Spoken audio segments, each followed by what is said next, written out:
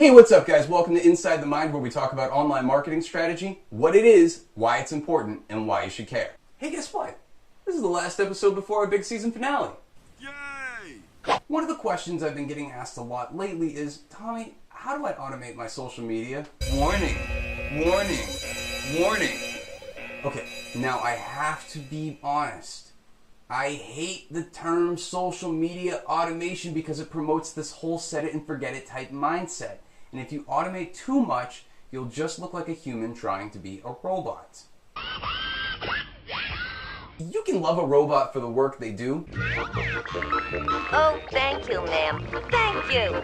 But don't make the mistake of thinking they can replace you entirely. I like to believe that you take all of my advice, but if nothing else, I hope you pay attention to this. If you use any automation in your social media, don't expect that the automated tool is going to instantly make you rich and famous. There will always be work that you have to do to get there.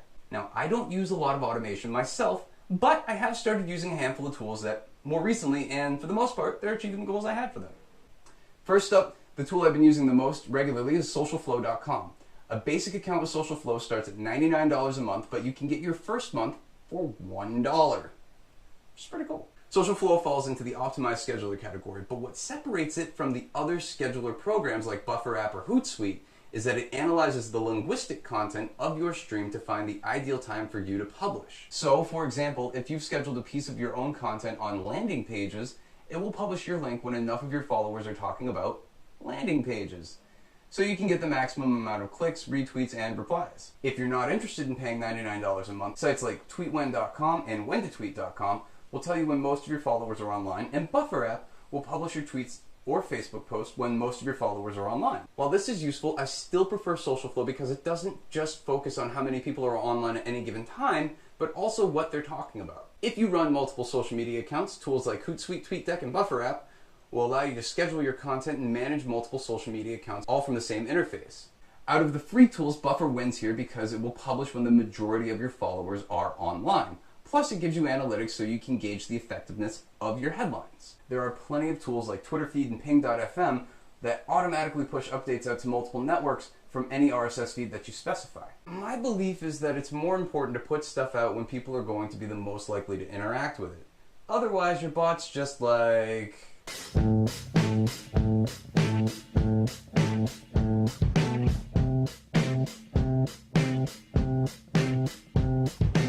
Publishing the same thing to multiple networks doesn't really give people a reason to follow you across multiple platforms, and that's a lesson that we covered back in episode 1. Online marketing vomit. I also don't recommend relying on automators since Facebook has decided that these auto-update programs like RSS Graffiti and networked blogs should be hidden from the newsfeed.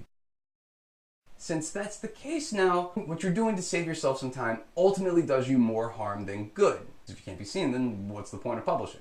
If you're looking to automate who you follow, there are a ton of auto-follow tools out there for Twitter that are meant to help you follow people who are the most likely to engage. I personally do not use these tools as I believe in a more organic approach to gaining followers. However, since these tools exist, you should get to know about them and make your own decisions. The highest rated out of these auto-follow tools is TweetAdder, which basically allows you to follow targeted accounts based on keywords people are using in their tweets or their bios.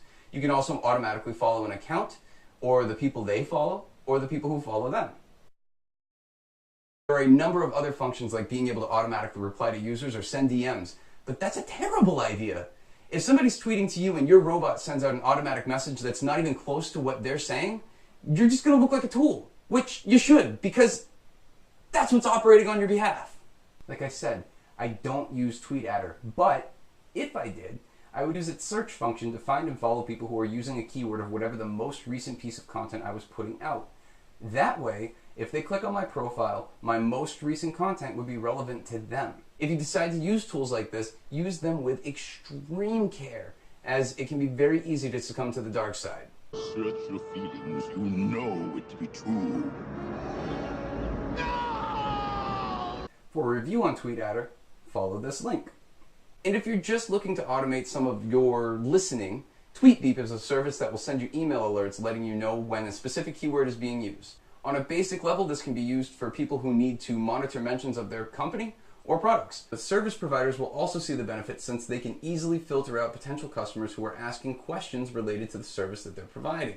The point here is, if you're going to use automation in your social media, use it wisely. Don't just set it and forget it. Keep updating its parameters so it operates as much like you as it can. I like Social Flow a lot because it gives reports on the clicks and retweet data for each link that I publish. With that data, I can analyze the headlines that get the most clicks, thus learning over time how to write more eye-catching headlines and ultimately provide better content for my users. I do use some automation in my social media, but I use it wisely by taking the time to schedule the content and analyze the reports. Ultimately, I'm setting goals for my robots to accomplish and using them to create better content for my audience. They're working for me, not trying to become me. For full reviews on each of the products mentioned in this episode, follow the links in the description. And that's all I got for this week's episode of Inside the Mind. Tell me, do you use automation as a part of your social media strategy? If so, I'd love to get your thoughts on what you're using and how you're using it in the comments below or on Facebook, Twitter, and Google+. Oh yeah, and be sure to subscribe via email to get all of the episodes delivered to your email box and get exclusive bonus goodies. Thanks so much for watching.